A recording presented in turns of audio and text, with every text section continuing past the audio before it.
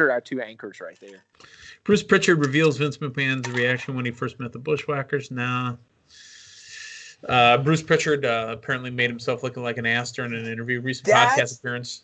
It's what's been airing on the network, which I hadn't been on the network in a while, so I pulled up the Goldberg thing tonight. But apparently it's Sam Roberts' show. He's got his podcast on there. Yeah. And so apparently it was on that, right? Mm-hmm. Yeah, it was Not Sam. Yeah, that's what it's called. It's called Not Sam. Yeah, that makes I guess because his name is Sam, so it's not Sam. Yeah. Did anyone else catch the recent Not Sam on Bruce Pritchard? Plenty of people in WWE have, and they're not thrilled. Many have viewed Bruce Pritchard's appearance on Not Sam as an embarrassment, especially with producers and writers who have watched it.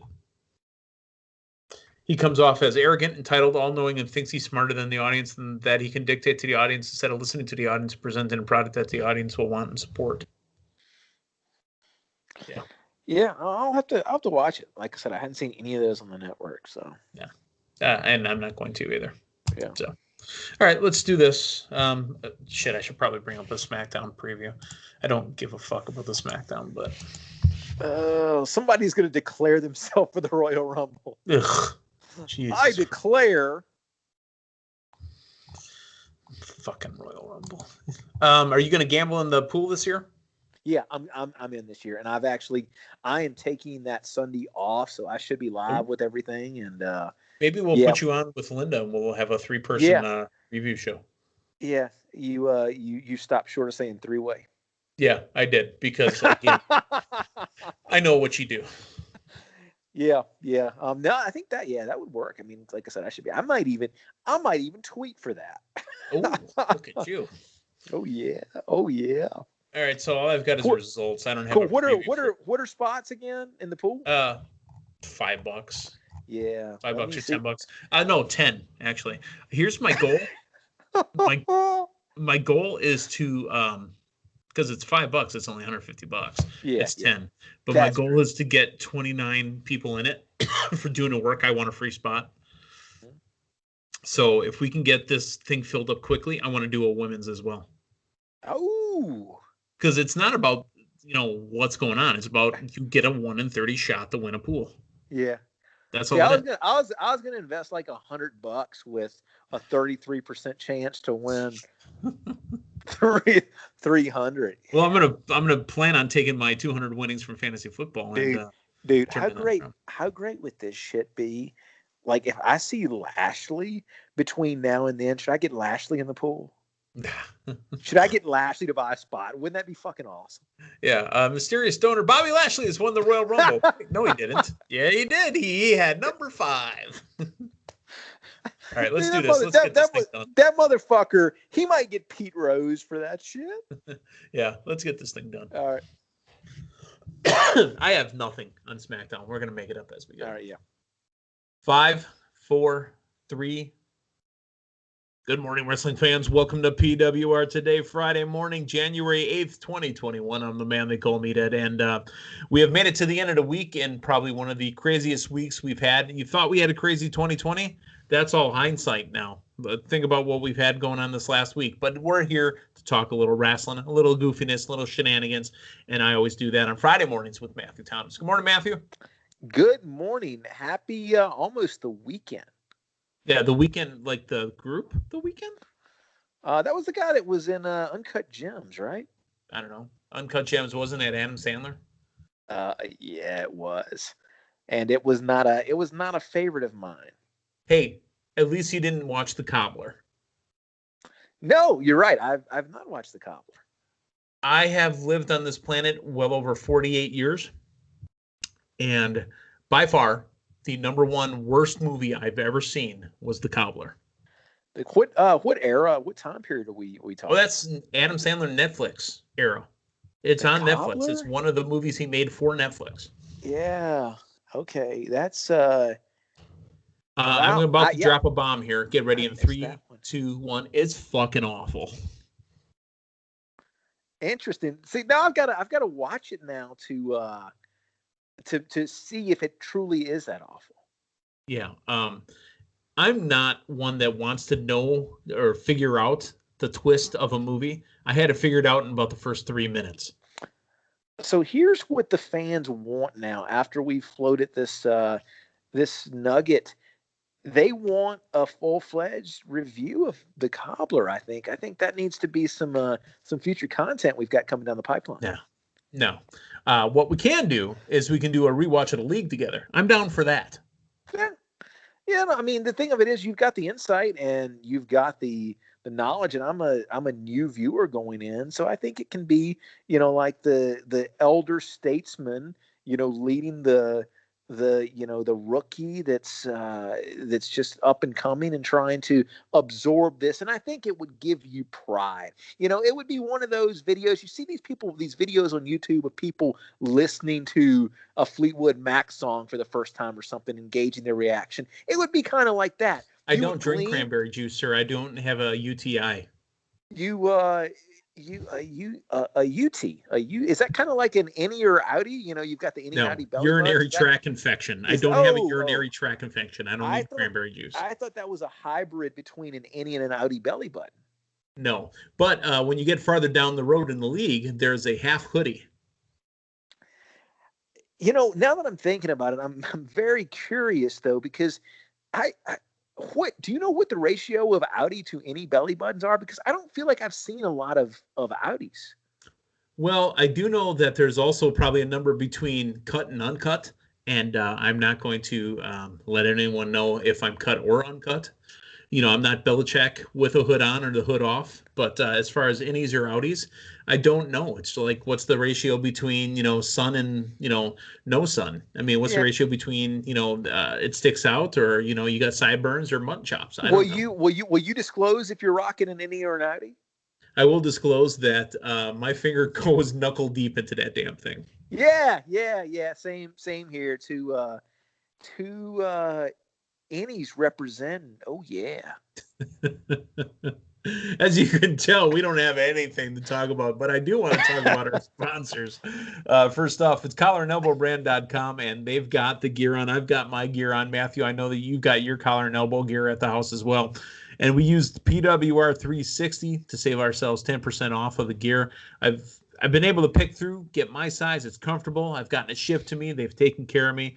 I feel like a heavyweight hero with my Shad Gaspard shirt. I've got my nice collar and elbow mirror hoodie. I've got, my good brothers. I got a brother rating of 10, thanks to collarandelbowbrand.com. Plus, friends at manscaped.com. I could shave the bat symbol into my chest with my new lawnmower 3.0, but I won't be doing that. I'll just make sure that it's scaped nice. You know what I mean? I'm already rocking a Sam Elliott mustache from the Cool Ranch commercial. So collarandelbowbrand.com is 10%, but at manscaped.com it's 20% with PWR. Now, Matthew, we've already divulged more than we need to about, me going knuckle deep into the old, into the navel. That's a mental image that I've never really thought about before. And you'll never be able to get rid of again. I mean, yesterday you told us about your fascination with peanut butter and dogs. So, one of those two. Now, are we okay? Are we talking a single knuckle or two knuckles, double knuckle? Season 2 of the league, the white knuckler. Again, I'm telling you, I could reference the league on anything we talk about. Fantastic. Well, I will get there soon enough. Soon enough. All right. Let's get to just a bit of non-Smackdown news. We'll talk about Smackdown coming up tonight in just a second. Have you been watching the network, Matthew? I have been watching the network. There's a lot of new content on the network that I've added to my queue, if you will, that I need to get caught up on. Well, we haven't talked about Raw and who showed up on Monday night. Linda and I did. I was poking around the network and didn't see this until just recently. There's a brand new special on the man, Bill Goldberg, on the WWE network, and talks specifically about the streak. I know you didn't finish it. I've got a little bit more time to watch on it, but I finished up about halfway through, 10 minutes, 20 minutes, whatever. What are your thoughts so far of, one, a little backstage story on WWE Untold, WWE documentaries, and two, that they're doing Goldberg's documentary and the streak? Yeah. I mean, first of all, let me go back to Monday night, because I'm not extremely interested in another Goldberg main event, but I would prefer it against McIntyre than Reigns. And that was the rumored match for, I believe it was Mania, was Goldberg and Reigns this time around. I know we were supposed to get it last year, but I don't think it would have the same effect this year. You go back a year or so ago, trying to get a WrestleMania crowd when that was still a full stadium to pop for a Reigns victory, you were going to have that by him taking it off of somebody that they wanted to see him take it off of, enter Goldberg. And this is a completely different Roman Reigns. This is a completely different era. I mean, it's not, you don't have to try so hard to get the guy over anymore. He's over. And way over, more than he's ever been. Yeah. And the Goldberg Reigns main event, if you were to do that this year in any capacity, just doesn't make any sense to me. I think it makes more sense against McIntyre. And it is what it is. The thing of it is, it's somebody that I think a lot of people want to see McIntyre beat, and it does put McIntyre in there, regardless of how you feel about Goldberg entering the main event picture at a major pay-per-view in 2021. You've got to look at it from what it means to the people in charge of WWE and potentially McIntyre. And I don't even want to talk about that theory I heard you and Linda float the other day about Goldberg winning the title. I'm going to view this strictly as this is here to mean something. It's here to further cement Drew McIntyre. It's to have Drew McIntyre beat Bill Goldberg. And I think in the annals and the canon of WWE, that does mean something. So I'm trying to look at it from the most positive perspective there. That being said, the documentary, it's interesting. And I think that, the Goldberg streak was something so unique. I don't think you can ever do it again. I remember when it started taking place and, during that time period, it was something you never really heard anybody mention, not just streaks, but you never heard anybody mention records. And still to this day, you really haven't had it. You had it with the Undertaker streak, and you've got AEW. TNA flirted with it for a while, but that was more of a ranking system, though, I think. AEW is really one of the first promotions that I've seen, really in the last, 20 or so years that have really tried to, bring records to the forefront. But I remembered being so intrigued by it at the time that, oh, wow, they're actually keeping track of this guy's matches because they never say anything about it. But were they keeping track of how many matches he wrestled in a weekend? In theory, in the wrestling world, in kayfabe. Because in this documentary, our boy Kev, who was on the final, says, look, I'm just one of those wrestlers that need stuff to, make sense to me. And you're telling me Goldberg wrestled Hugh Morris 30 times and 8 times a weekend? Come on, man. Yeah, and the thing with Goldberg, and this is me watching wrestling with a much less of a trained eye than I currently have, but I remember losing a lot of interest in Goldberg after the streak was over. And it was, okay, that was fun. The guy's a champion now. That's been really fun. But when Goldberg ultimately lost, the streak was over. I lost a lot of interest in Goldberg. And I think, unfortunately, so much of that Goldberg character, at least to me, the way that I view things, was tied up in that streak. After the streak was over, after he got hit with the taser by Scott Hall, which was handed to him by Disco Inferno, a new member of the Wolfpack, Kevin Nash was the champion. And then right after that, we had the finger poke of doom. That, I believe, that was literally the next night. Yeah. Where Nash held the belt for one night, and Goldberg gets arrested, in downtown Atlanta. And that's it. Hogan, pins Nash, and NWO is back together. That was a tough weekend for WCW because, we could go down this path again. We could say that was the downfall of WCW, the death of WCW. You're talking to a guy at WCW Meathead. You're talking to a guy that was his show. That was his number one show. I still have a hard time defending that. Yeah. When it happened. What interests me so much about Goldberg at this point, I mean, you had Goldberg's WCW tenure. The initial Goldberg WW, it would have been E at the time run was 03 to 04, right? Right. Who was the first guy you went after when he first showed up? Oh, I can't remember now. I'll give you a hint. The guy was sitting on a stool playing a guitar, taking people to the Smackdown hotel as a heel. Oh, Elias.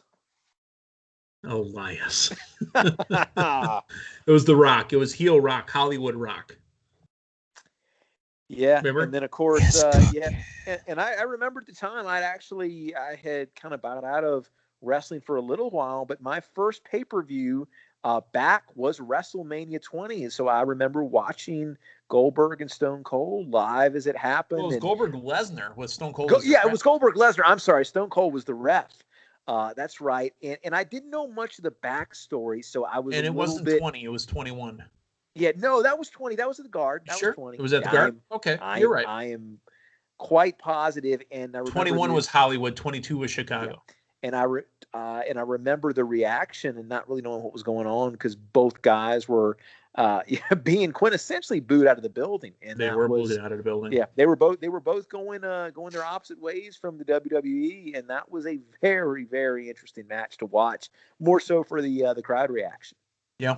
Yeah, you were right. That was 20. 20 was also one where Benoit won the heavyweight championship, and Eddie defended against. Who did Eddie defend against? Was it Angle? Angle, yeah, defended it. It was a weird time during that run. And what gets me with the whole Goldberg thing is, okay, that was quintessentially he had his WCW deal, quintessentially a 1-year WWE run, and pretty much the resurgence that he's had, in these last few years. It's unusual because he was not a WWE guy. He was a WCW guy with a relatively short WWE run. And it's been very interesting watching the treatment over the last several years. And they've put him up on a pedestal. Yeah. And, just watching what they're doing on the network, but I mean, watching how they have presented him in a lot of cases as the legend for these guys to go through. And maybe it's because you don't really have that many people from that era wrestling anymore. Taker's done. Shawn Michaels is done. And he looks good too. I mean, he does. He's not in shape. He does. He looks good. And that's one thing that got me, with the documentary. My goodness, watching the entrances, and you can debate the pros and cons of inhaling pyro smoke. I know DDP didn't want any part of it. Well, apparently it makes him look good when he's in his mid-50s. Yeah, but my goodness, yeah, that's something you don't want airing on TV. I mean, you need to keep that where you keep the Joe Camel ads, because I hate to say it, but my goodness, the guy looks cool exhaling smoke. Did you really dig the beginning of that flowing hair that Bill Goldberg had when he was with the Falcons? Oh, it was beautiful.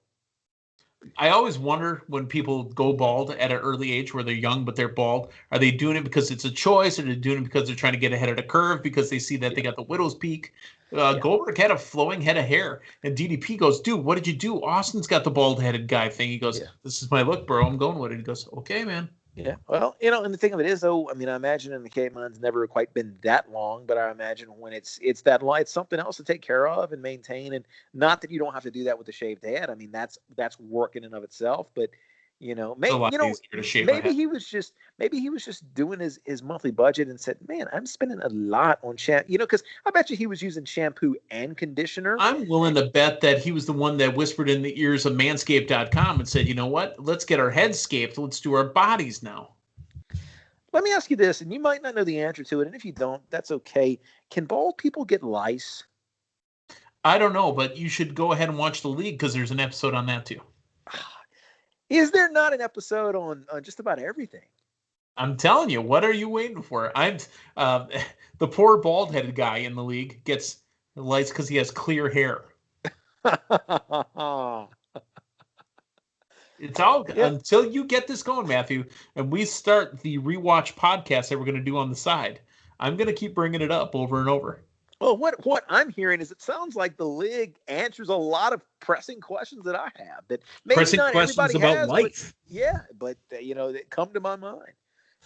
Well, again, that'll be on PWR Today After Dark, which it contradicts itself. That's our new subscription service. Yeah, that's the subscription service. Don't forget Smackdown coming up tonight. As Matthew told me in the pre-tape before we went on the air, somebody's going to declare for the Royal Rumble. I don't know who, but somebody. Absolutely. I saw a recap the other day of the people that have declared for the Rumble. Daniel Bryan, Bobby Lashley, and Orton the other night. But so far, I don't think any, because that's what you have to do in order to be in the Royal Rumble. You do have to verbally declare. There is a bit of news that's out there as well. I want to kind of bring this up. I just forgot about it, but now I'm bringing it up again. You watched AEW, obviously, on Wednesday night. Right. Daniels and Kaz had said that if they lose, they're going to break up as a tag team and never be a tag team again. There is talk out there that the Fallen Angel is going to retire. I know we talked about it yesterday morning, but do you really think that's going to happen? I don't disbelieve it. Again, like we discussed briefly yesterday, I'd like for him to get a proper single send-off. I think that, bring him in the WWE and let him wrestle Goldberg. Oh my goodness.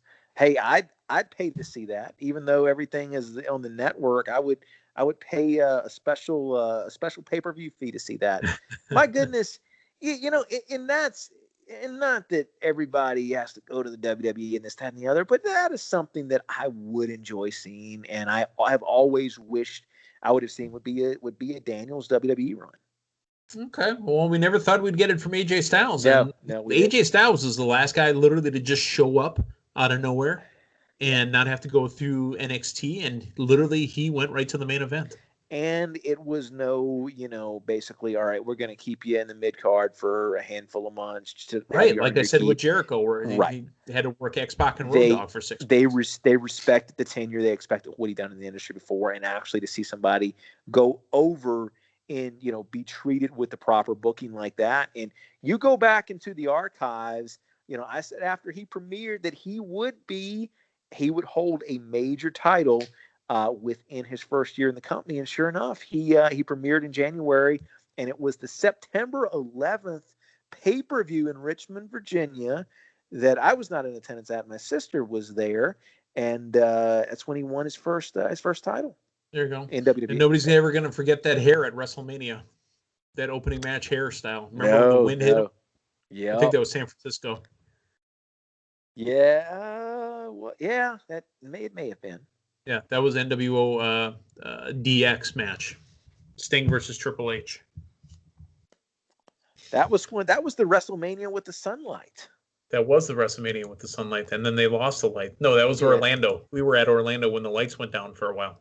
Yeah, that was during that triple threat. If you're talking about WrestleMania 2024, yeah, that was that triple threat match with was it Cena, Orton, Triple H? I think might have been. Yeah. Don't know. But that is the end of our time tonight. And we've made it through a week. Again, level 13. We're in overtime. This is the encore edition of 2020. We're in January now, and it's just getting crazier. For Matthew Thomas, I'm the man they call Meathead. We will talk to you next week, Monday morning, with Linda Kay. So long, everyone.